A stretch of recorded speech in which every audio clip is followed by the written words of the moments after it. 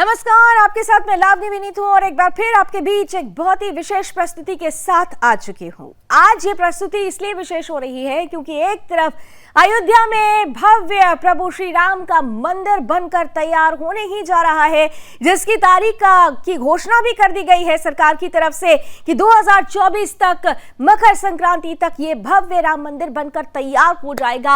आस्था सीधे सीधे अस्तित्व में आएगी, लेकिन उसी आस्था पर दूसरी तरफ दक्षिण में प्रहार हो रहा है। अब सवाल ये उठता है कि एक तरफ प्रभु श्री राम है और दूसरी तरफ क्रूर आक्रांता टीपू सुल्तान है। वो लोग जिन्हें टीपू सुल्तान का महिमा मंडन करते हुए देखा जा सकता है, ये वही लोग हैं जो प्रभु श्री राम का अपमान करते हैं। उन्हें प्रभु श्री राम नहीं मंजूर, लेकिन आक्रांता टीपू सुल्तान मंजूर है। टीपू जयंती धूमधाम से मनाने का लगातार प्रयास करते हैं। टीपू जयंती को लेकर लगातार उत्साह दिखाई देता है, उत्साह दिखाते भी हैं, लेकिन प्रभु श्री राम के भव्य मंदिर की जब बात आती है तो फिर सवाल खड़े करने लगते हैं। ये वो लोग हैं जिन्होंने प्रभु श्री राम को काल्पनिक तक बताकर कोर्ट के दहलीज तक का दरवाजा खटखटा दिया था, लेकिन क्या हुआ? एक बार फिर से राम भक्तों के आगे नतमस्तक होना पड़ा, सरकार गंवानी पड़ी, लेकिन दूसरी तरफ इससे सबक नहीं लिया गया और इसीलिए एक बार फिर से दक्षिण में जब दक्षिण की अयोध्या को विकसित करने के लिए काम प्रारंभ हुआ, दक्षिण में प्रभु श्री राम के एक भव्य मंदिर के निर्माण के लिए विकास का खाका खींचा गया, तो ये वही लोग हैं जो फिर से एक बार प्रभु श्री राम का अपमान करने के लिए खड़े हो गए और इस मंदिर का विरोध करने लगे। दरअसल बात आज कर्नाटक की करेंगे। कर्नाटक चुनावों की तारीखों की घोषणा के लिए इंतजार कर रहा है। ये साल कर्नाटक के लिए बड़ा महत्वपूर्ण है, लेकिन आज का मुद्दा चुनाव से जोड़कर हम तो नहीं देखेंगे, क्योंकि हमारे लिए प्रभु श्री राम चुनाव या राजनीति का हिस्सा नहीं, वो हमारी आस्था और अस्तित्व का हिस्सा है। लेकिन अफसोस के साथ कहना पड़ता है कि कांग्रेस लगातार प्रभु श्री राम को लेकर सियासी रोटियां ही सेकती है। प्रभु श्री राम जो लगातार ये कहा जाता है जिनके लिए कि इस देश के कण-कण में बसते हैं, हमारे जीवन में हमारे अंदर बसते हैं, लेकिन उन्हीं प्रभु श्री राम के मंदिर को लेकर कर्नाटक कांग्रेस ने एक बार फिर से विरोध के सुर बुलंद कर दिए हैं। टीपू सुल्तान आक्रांता नहीं है, उसका महिमा मंडन, लेकिन प्रभु श्री राम के मंदिर को लेकर सवाल। कर्नाटक सरकार ने दरअसल बजट में एक बड़ी घोषणा की। ये कहा गया कि रामनगर जिले में दक्षिण की अयोध्या तैयार की जाएगी। रामदेवरा रामनगर जो जिला है वहां पर रामदेवरा बेटा में खास तौर से राम मंदिर का निर्माण कराया जाएगा और भारतीय जनता पार्टी कह रही है कि इसे सियासत के नजरिए से नहीं, जनता की आस्था के नजरिए से देखा जाना चाहिए। लेकिन इसके उलट सीधे सीधे कांग्रेस सामने आती है और सवाल खड़ा कर देती है कि आखिर रामदेवरा में राम मंदिर का क्या काम है।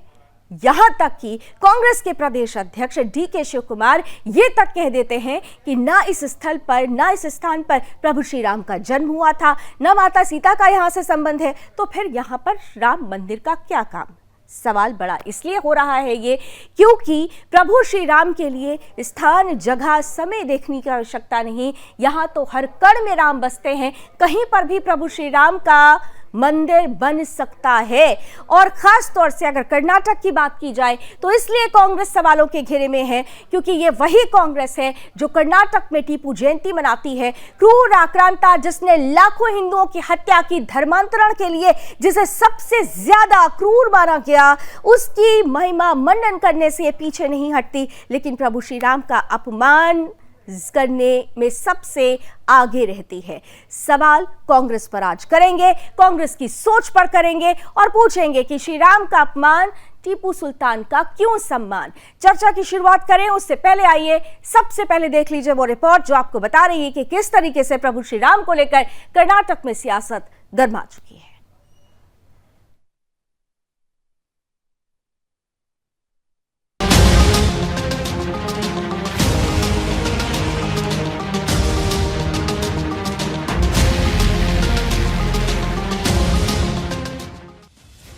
उन्हें प्यार है हिंदू द्रोही आक्रांता टीपू सुल्तान से।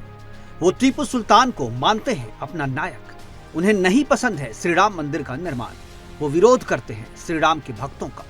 वो खुद को तो देश की स्वतंत्रता का एकमात्र ठेकेदार बताती है। लेकिन वो सम्मान नहीं करते सबसे पुरानी सनातन संस्कृति का। जी हां, हम बात कर रहे हैं कांग्रेस पार्टी की, उसी कांग्रेस पार्टी की जो न सिर्फ हिंदुओं के परम आराध्य श्री राम को काल्पनिक बताती है, बल्कि वो कांग्रेस जो समय समय पर हिंदू द्रोही टीपू सुल्तान की सबसे बड़ी समर्थक के रूप में भी सामने आती रहती है। दरअसल जब रामनगरी अयोध्या में प्रभु श्री राम का मंदिर बनाया जा रहा था, उस समय कांग्रेस का जो विरोधी रूप देखने को मिला, कांग्रेस का वही रूप एक बार फिर अब सामने आ रहा है। कर्नाटक सरकार ने रामदेवरा बेट्टा में राम मंदिर बनाने का ऐलान कर दिया। इधर राज्य सरकार ने ऐलान किया तो उधर कांग्रेस के मैन ऑफ द मैच और संकट मोचक कहे जाने वाले डी शिव कुमार भी मैदान में कूद पड़े और सीधा सवाल उठाया कि आखिर रामदेवरा बेट्टा में राम मंदिर का क्या काम? क्या वहां राम या सीता का जन्म हुआ? ये कोई पहली बार नहीं है जब कर्नाटक कांग्रेस ने श्री राम के विरोध में और हिंदू द्रोही टीपू सुल्तान के समर्थन में कोई बयान दिया हो। इससे पहले भी 26 जनवरी 2014 में कर्नाटक सरकार ने कर्तव्य पथ पर टीपू सुल्तान की झांकी निकाली थी, जिसमें हिंदू द्रोही टीपू सुल्तान को महानायक के तौर पर दिखाया गया था, जिसकी हिंदुओं की तरफ से कड़ी निंदा की गई थी। लेकिन अब इस सब के बीच सवाल ये उठ रहा है कि आखिर कांग्रेस को श्री राम से इतनी नफरत क्यों है? आखिर कांग्रेस क्यों नहीं होने देना चाहती राम मंदिर का निर्माण? और सबसे बड़ा सवाल ये कि आखिर श्री राम के अपमान और हिंदू द्रोही टीपू के सम्मान पर खुश क्यों होती रहती है Congress? Bureau report, Sudarshan news.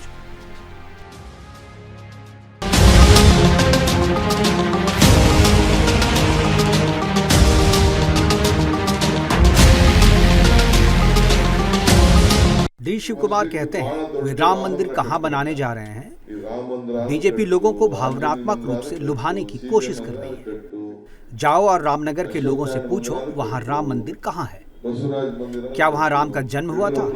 क्या वहां सीता का जन्म हुआ था या अंजनेय का? वहां का ऐसा कोई इतिहास नहीं है। लेकिन एक छोटा सा राम मंदिर है। बीजेपी कुछ भी बनाने दे, यह हमें राजनीतिक रूप से प्रभावित नहीं करेगा। तो डीके शिव कुमार कह रहे हैं कि भावनात्मक रूप से ये जोड़ने की कोशिश है, तो भावना तो जुड़ी हुई है प्रभु श्री राम से। और सवाल ये उठता है कि प्रभु श्री राम के मंदिर निर्माण को लेकर कांग्रेस इतना ज्यादा बेचैन क्यों हो जाती है? पहले अयोध्या में कुछ ऐसी ही कहानी देखने को मिली और अब जब दक्षिण के अयोध्या की बात आती है, कर्नाटक में राम मंदिर बनने की बात आ रही है, तब भी कांग्रेस इतनी बेचैन क्यों है? आइए इसी सवाल के साथ आज के पैनलिस्ट से अब आपका परिचय कराती हूं। स्वागत करती हूं, स्क्रीन पर लेकर आइए। हमारे साथ इस वक्त भारतीय जनता पार्टी का पक्ष रखने के लिए जुड़ चुके हैं अश्विनी शाही जी, बहुत बहुत स्वागत। हमारे साथ इस वक्त कांग्रेस का पक्ष रखने के लिए मैं देख पा रही हूं अभिषेक चौधरी जी हैं। अभिषेक जी, आपका बहुत बहुत स्वागत। और साथ ही साथ जाने माने पॉलिटिकल एक्सपर्ट संजय राणा जी भी इस पैनल का हिस्सा हैं। संजय जी, आपका भी बहुत स्वागत। मैं सबसे पहले अश्विनी शाही जी, आपका पहला एक कमेंट ले लेती हूं और फिर मैं अभिषेक जी के पास जाती हूं, क्योंकि देखिए ये पहली बार नहीं है, बार बार बारंबार जब कभी भी प्रभु श्री राम से जुड़ी हुई कोई बात आती है तो आप पर आरोप लग जाता है कि आप हिंदू मंदिरों, हिंदुत्व का और हिंदुओं का ध्रुवीकरण करने की कोशिश कर रहे हैं। क्या ये सियासत है या वाकई आस्था? कलौनी जी, देखिए, अगर हिंदुस्तान में हिंदुओं की सियासत नहीं होगी तो कहां होगी? लेकिन हमारा सबका साथ, सबका विकास और सबका विश्वास का नारा है। हम सबको लेकर चलते हैं, तो ना हम हिंदू को छोड़ सकते हैं, ना मुसलमान को छोड़ सकते हैं, ना सिख को छोड़ सकते हैं, ना ईसाई को छोड़ते हैं। लेकिन कांग्रेस बार बार इस चीज में एकदम आकंठ तक डूबी हुई है कि जहां प्रभु श्री राम का नाम आ जाएगा वहां पर विरोध कर देना है। मैं पहले की बात छोड़ देता हूं। जिस दिन 5 अगस्त को माननीय प्रधानमंत्री जी नींव रख रहे थे, उस दिन कांग्रेस के सारे नेता दिल्ली में काले कपड़ों में विरोध प्रदर्शन कर रहे थे। ये सबसे आखिरी विरोध प्रदर्शन देखा गया वहां। लेकिन क्या करेंगे? महिमा मंडन करेंगे टीपू सुल्तान का, जिसकी तलवार पर ही लिखा था कि हे ऊपर वाले, अपने अल्लाह से उन्होंने कहा कि हमारी मदद करो कि हमको काफिरों को साफ करना है इस धरती से। काफिर कौन है? काफिर जो है सारे हिंदू हैं जो मुस्लिम नहीं है, और उनके खिलाफ क्या क्या चीजें हुई। 60-70 हजार हिंदुओं को काटा गया, कैथोलिक जो है वो काटे गए 4,000, 70,000, 60,000 वो बंदी बनाए गए थे। आज की स्थिति पूरी तरीके से कांग्रेस एकदम से सामने आ चुकी है कि ये हिंदू विरोधी है। जनेऊ पहनकर और अपना गोत्र बताने से कुछ नहीं होता है, ये मन में आस्था से होता है। प्रभु श्री मन राम में के प्रति आस्था आस्था होनी इनकी नहीं। चाहिए अभिषेक जी, मन में आस्था होनी चाहिए। दक्षिण के औरंगजेब के लिए इतना सम्मान, लेकिन दक्षिण में अयोध्या बने, प्रभु श्री राम का मंदिर बने तो कई सवाल, ये अपमान क्यों? जी देखिए, ऐसी कोई बात नहीं है। और मैं सबसे पहले बात कहता हूं कि मन में आस्था है तो उसका प्रमाण देने के लिए मुझे नहीं लगता कि किसी को जरूरत है हमें कि हम किसी को सीना चीर कर दिखाएं कि हमारे दिल में क्या चीज है। जो सम्मान है, मैं कहता हूं कांग्रेस ने कभी भी किसी भी धर्म को अनादर नहीं किया है, सभी धर्म का सम्मान किया है। प्रभु श्री राम को काल्पनिक आप ही लोगों ने बताया था ना, कोर्ट का दरवाजा तो आप ही लोग खटखटाने के लिए पहुंचे थे। श्री राम मंदिर को लेकर सबसे बड़ा विरोध आप ही लोगों ने किया था, ये दुनिया ने देखा है, ये बताने की तो जरूरत ही नहीं है।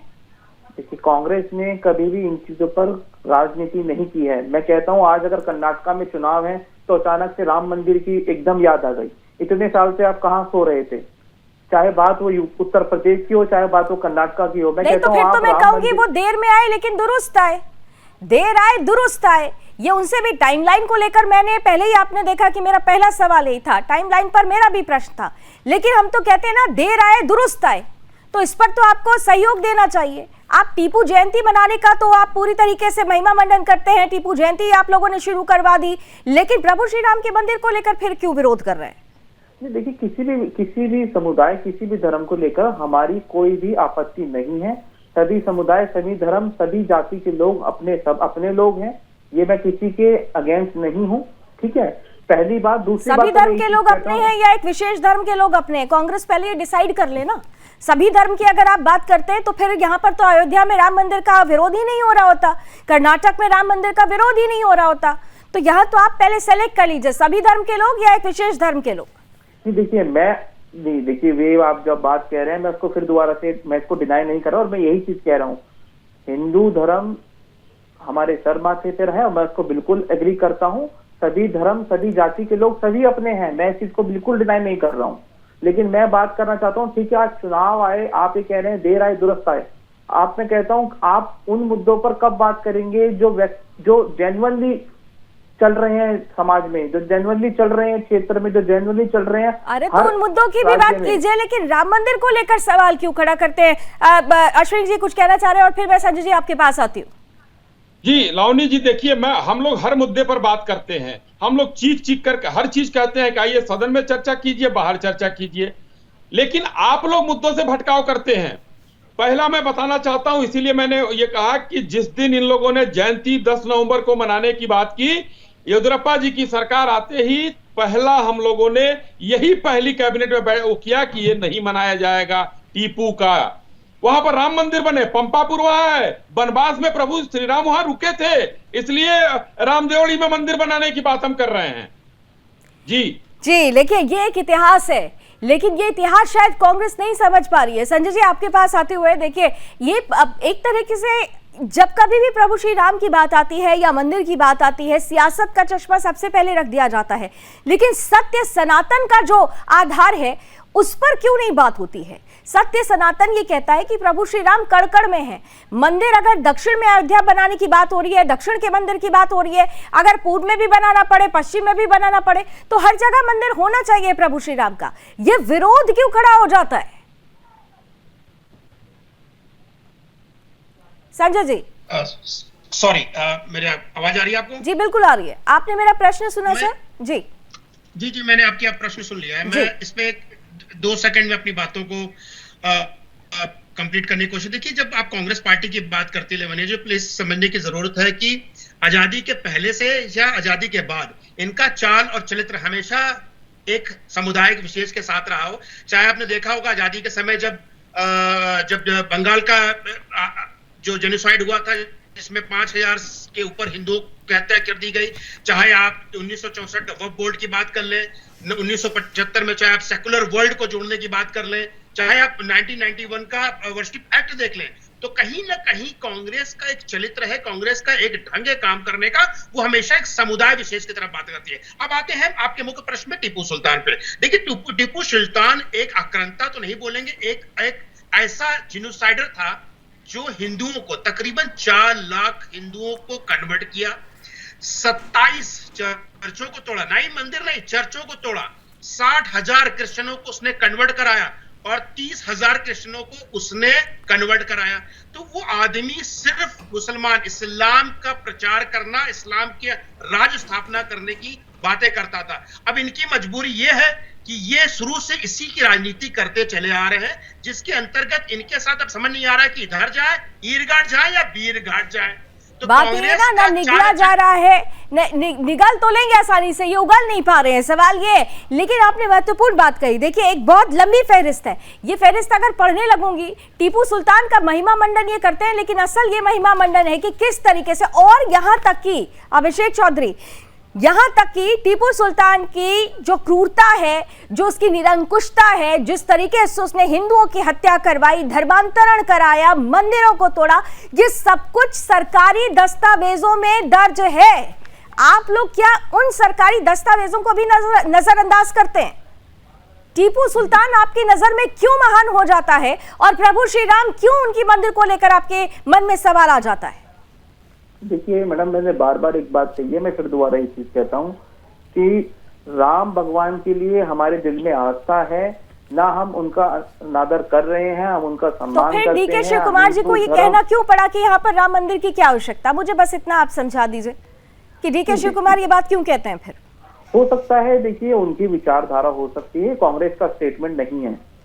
डीके शिव कुमार कोई छुटभैया नेता नहीं है, आपको पता होना चाहिए। वो कर्नाटक में प्रदेश अध्यक्ष है, और अगर कांग्रेस प्रदेश अध्यक्ष कोई बात कह रहा है तो उसे पार्टी लाइन की बात माना जाता है। ये देखिए व्यक्तिगत विचारधारा है, हर किसी की अपनी अपनी सोच है, अपनी अपनी अंडरस्टैंडिंग है, लेकिन मैं कह रहा हूँ किसी भी जाति नहीं, व्यक्तिगत विचारधारा मुझे अभिषेक जी या तो मुझे लगता है कि अभिषेक जी आप शायद मजबूरी में अभी आप कांग्रेस में, क्योंकि जो मन की बात है वो आप कह नहीं पा रहे हैं, आप कह नहीं पा रहे अपने मन की बात, मुझे ऐसा महसूस हो रहा है। पहली बात तो मैं आप कहता हूँ, आप इस तरीके से चीजें थोप नहीं सकते हैं। मैं चैनल पर बैठा हूँ, अपनी मर्जी से बैठा हूँ, आप इस तरीके से चीजें कह रहे हैं। आप जब बात कह रहे हैं, मैं पूछ रही हूँ आपसे, मैं कहाँ कुछ थोप रही हूँ, मैं तो प्रश्न कर रही हूँ आपसे, और आपकी बात से जो महसूस कर रही हूँ मन की बात मैं आपके सामने रख रही हूँ। बिल्कुल जवाब दे रहा हूँ, मैं बिल्कुल आपकी बात का जवाब दे रहा हूँ, लेकिन आप चीजें इस तरीके से कर रही है तो मैं कैसे इन चीजों को देखूंगा? आप एक चीजें को, ठीक है उनकी किसी ने कोई स्टेटमेंट दी है, मैं बिल्कुल उनकी बात को कहता हूँ, लेकिन मैं अपनी भी तो विचारधारा उस पर रख रहा हूँ ना मैडम। डीके शिव कुमार की बात से आप सहमत हैं? इतना बता दीजिए कि आप उनके स्टेटमेंट को एंडोर्स करते हैं? देखिए मैम, वो कर्नाटका स्टेट की बात है, ठीक है, उन्होंने अपने कर्नाटका कोई विदेश में थोड़ी, इस देश की बात है, कर्नाटक देश का हिस्सा है। नहीं तो मैं कहता हूँ, अगर आप इस चीज पर, अभी अश्विनी जी ने एक बात कही कि सदन में सवाल पूछने के लिए, मैं कहता हूँ जब सदन में हम सवाल पूछते हैं तो आप क्यों उन चीजों पर भाग जाते हैं, क्यों जवाब नहीं देते? सदन में सवाल पूछे जाते हैं, इतनी बढ़िया राहुल जी ने भाषण दिया, हम कहाँ भागे हैं? नहीं, क्यों आपने जवाब नहीं दिया उन बातों पर जब अंडानी के ऊपर सवाल पूछे जाते हैं? यही तो मुश्किल है, आप लोगों की मुश्किल ये है कि बात राम मंदिर की होगी, पहुंच जाएंगे आप अडानी पर, क्योंकि आप यहाँ पर फंसते हैं, आप सेलेक्टिव हो जाते हैं। मैं संजय जी आ रही हूँ आपके पास, अश्विनी जी एक काउंटर करना चाह रहे थे, अश्विनी जी फिर मैं आती हूँ संजय जी आपके पास। देखिए मैं अभी कह रहा हूँ, बजट पे अभी चर्चा हुई है, राहुल जी ने घंटों लंबा चौड़ा भाषण दिया, किसने रोका? सब लोगों ने सुना, सबने आनंद लिया उस भाषण का, पूरे सदन ने आनंद लिया। लेकिन यहाँ जो राम मंदिर की बात हो रही है, मैं थोड़ी सी ऐतिहासिक जानकारी दे दूं आपके अभिषेक जी आपको, कि यहाँ ये क्षेत्र जो है ये महाराजा सुग्रीव ने बसाया था, और हिंदुस्तान का एक प्रमुख गिद्ध संरक्षण केंद्र भी है यहाँ। और गिद्ध किसके काम आए थे? जटायु जी किसके काम आए थे? और प्रभु श्री रामचंद्र जी जब जा रहे थे सीता माता को ढूंढने, तो 1 साल बिताया था वहां पर, और वो एरिया इसलिए।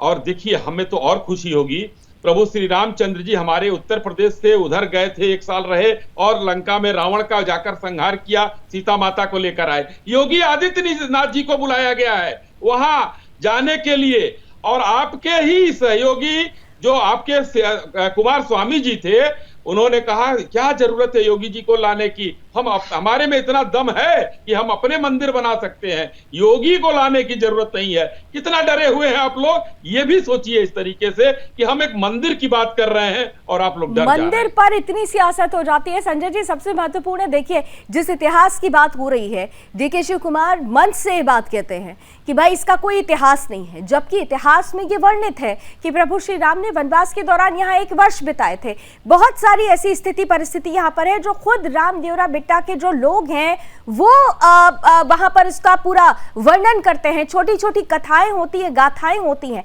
लेकिन कांग्रेस इस इतिहास को नजरअंदाज करती है या फिर जानबूझकर दबाने की कोशिश करती है। सवाल यह है कि क्या टीपू सुल्तान का नाम लेकर इस बार भी कर्नाटक में कमबैक करने का जो एक सपना संजोई हुई है कांग्रेस, वो उसके लिए फलीभूत हो पाएगा? संजय जी। लवनी जी देखिए, मैं बहुत कड़वा सत्य बोलने जा रहा हूँ, शायद हो सकता है हमारे कांग्रेसी मित्रों को बहुत बुरा लगेगा।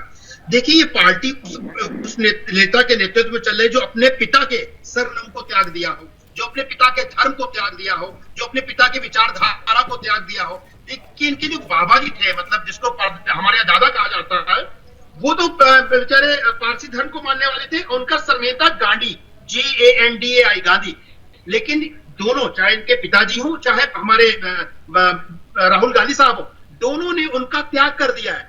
जो व्यक्ति अपने पिता का त्याग कर दे, जो व्यक्ति अपने विचारधारा का त्याग कर दे, उससे आप उम्मीद क्या कर सकते हो? नंबर 1।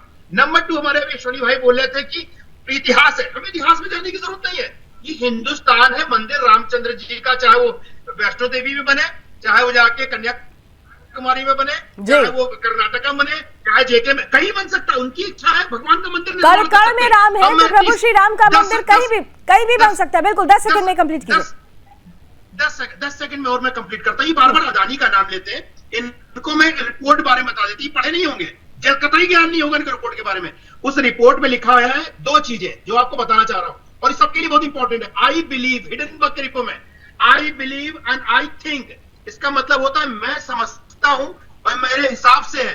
ये जो कोर्ट ऑफ लॉ है यूएस का, उसमें मान्यता नहीं रखता है। उस रिपोर्ट के लेकर के अदानी पे आरोप लगा, तो एक विदेशी रिपोर्ट पर इतना सवाल खड़ा हो जाता है, लेकिन अपने देश के अंदर जब प्रभु श्री राम की बात आती है तो फिर उन प्रभु श्री राम को लेकर इतनी सियासत क्यों, मंदिर को लेकर इतना बवाल क्यों? तो कर्नाटक में जैसे ही राम मंदिर बनने की चर्चा सरगर्म होती है, कांग्रेस सवाल खड़ा करती है, विरोध करती है। सवाल ये उठ रहा है कि वो कांग्रेस जो क्रूर आक्रांता टीपू सुल्तान की जयंती मनाती है, इस क्रूर आक्रांता शासक को, टीपू सुल्तान को महानायक बताती है, वही कांग्रेस प्रभु श्री राम के नाम से इतनी परेशान क्यों हो जाती है, मंदिर का विरोध क्यों होने लगा है? आइए एक बार फिर से चलते हैं पैनलिस्ट के पास, और अभिषेक सीधे आपके पास आते हुए मुझे जल्दी से बस इतना बता दीजिए कि टीपू सुल्तान को आप कैसे डिस्क्राइब करते हैं?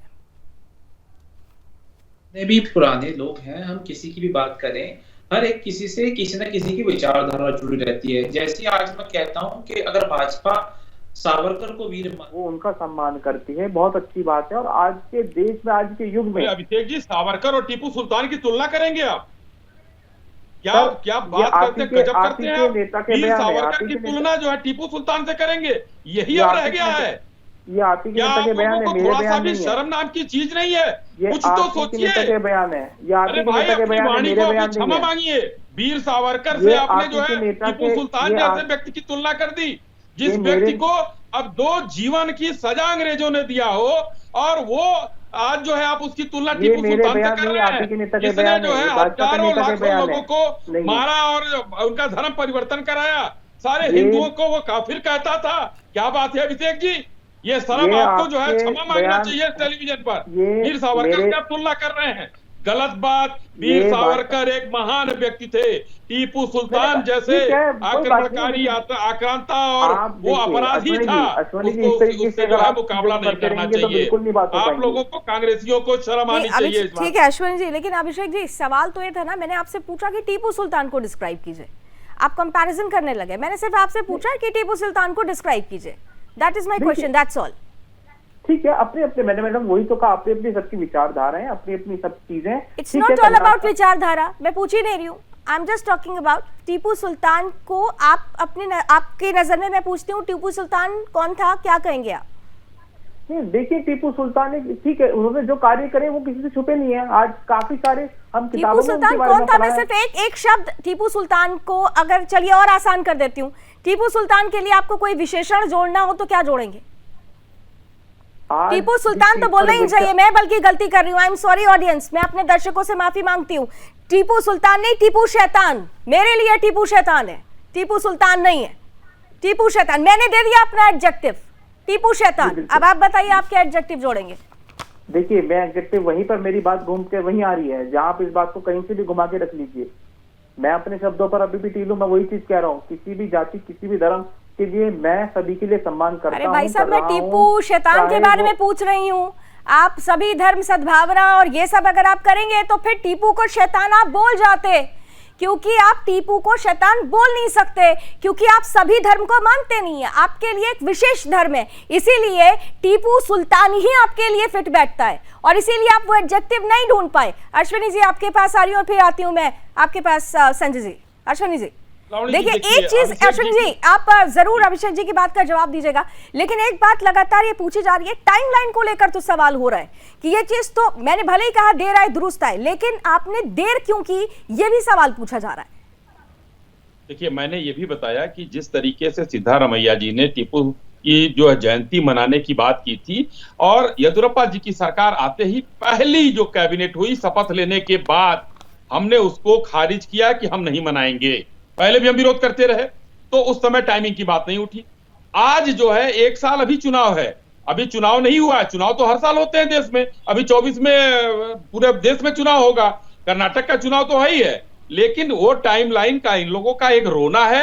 मैं अब जो कहने जा रहा हूं वो थोड़ा सा हमको 30 सेकेंड में सुनिएगा। जम्मू कश्मीर में एक भाषण देते हैं राहुल गांधी जी, असली हिंदू मैं हूं, मैं यहां से गया था प्रयाग और वो सब सुना था आदमी ने। लेकिन वही राहुल गांधी उज्जैन के मंदिर में जाते हैं और कहते हैं कि मैं दत्तात्रेय गोत्र का कौल ब्राह्मण हूं, लेकिन उज्जैन में महाकाल मंदिर में आते आते उनका गोत्र बदल जाता है, वो गोत्र हो जाता है कश्यप। एक हिंदू को ये पता ही नहीं है कि उनका गोत्र क्या है, कैसे बदला। हमको लग रहा 100 किलोमीटर पुष्कर और उज्जैन नहीं होगा, तो बदल गया। तो उसी दल के अभिषेक भाई हैं हमारे, जब स्वयं की ही क्लैरिटी ना हो, संजय जी स्वयं की ही क्लैरिटी नहीं हो, तो फिर आस्था का अस्तित्व का ये मायने ही अगर हम उम्मीद भी करते हैं कांग्रेस से, तो ये बेईमानी हो जाएगा। संजय जी लास्ट कमेंट जल्दी से। बिल्कुल आप सही बोल रही हैं कि जब कंफ्यूज नेतृत्व होता है तो पूरी पार्टी कंफ्यूज होती है। आज भारतीय कांग्रेस पार्टी को ये नहीं समझ में आ रहा कि किस एजेंडे पे लड़े, वो अडानी पे जाए, भगवान राम पे जाए, मुसलमानों के साथ रहे, क्रिश्चियनों के साथ रहे, ये बड़ा कंफ्यूज है। इनको ये नहीं समझ में आ रहा कि कार क्या कर रहा है। अब इसे हमारे मित्र बोल रहे थे कि टीपू सुल्तान को हम सब धर्म की तरफ मानते हैं। भैया वो जब राज करता था ना तो हमारा देश आजाद नहीं था, मुसलमानों द्वारा हम दबाए गए थे, मुसलमानों द्वारा हम मारे जा रहे थे, वो हमारे पर शासन कर रहे थे और उनका विरोध कर रहे थे, और तब भी आप आंखें बंद कर लेते हो। रमन जी एक चीज और बोलना चाहता हूँ, 2013 में एक लॉ आने वाला था जिसके अगर वो इम्प्लीमेंट हो जाता तो दंगे होने पे सारे हिंदू यानी बहुसंख्यकों पे ही सारे कार्रवाई होती है, अल्पसंख्यक माननीय माइनॉरिटी पे नहीं होती। और माइनॉरिटी कमीशन क्यों बनाया था ये बताइए। 10 सेकंड और दीजिए, माफी चाहूंगा। आज भी ऐसा ही हो रहा है, आज भी ऐसा हो रहा है, लेकिन हिंदू अब संगठित हो रहा है, बिल्कुल समेकित हो रहा है, संगठित हो रहा है। इसलिए ऐसी किसी भी परिस्थिति से बड़ा सवाल खड़ा करने के लिए वो एक साथ एकजुट हो रहा है। लेकिन अभी भी कांग्रेस में कुछ ऐसे लोग हैं जो बार बार समेकित और संगठित होते हिंदुओं की शक्ति को पहचान नहीं पा रहे, और इसीलिए हड़बड़ी में कुछ ऐसी गलती कर जा रहे हैं जिससे कांग्रेस को, जैसा कि कहा भी जा रहा है ना, दूरबीन से अब देखना पड़ेगा कांग्रेस को। ऐसी परिस्थिति कांग्रेस खुद सामने लेकर आ रही है, इसलिए कांग्रेस को खुद थोड़ा सा सेल्फ कहते हैं ना, एनालाइज करने की जरूरत है, आकलन करने की जरूरत है। बहरहाल बहुत बहुत धन्यवाद। समय की कुछ सीमाएं हैं, लेकिन इतना जरूर है कि हम आगे मिलते रहेंगे और चर्चाएं होती रहेंगी। चुनावों का साल है, 2023 में 9 राज्यों में अगर चुनाव हो रहे हैं तो 2024 में लोकसभा चुनाव होना है, और अगर चुनाव है और कांग्रेस प्रभु श्री राम को चुनावों से जोड़ती है तो ये कांग्रेस की सबसे बड़ी गलती है। प्रभु श्री राम चुनाव या सियासत के चश्मे से नहीं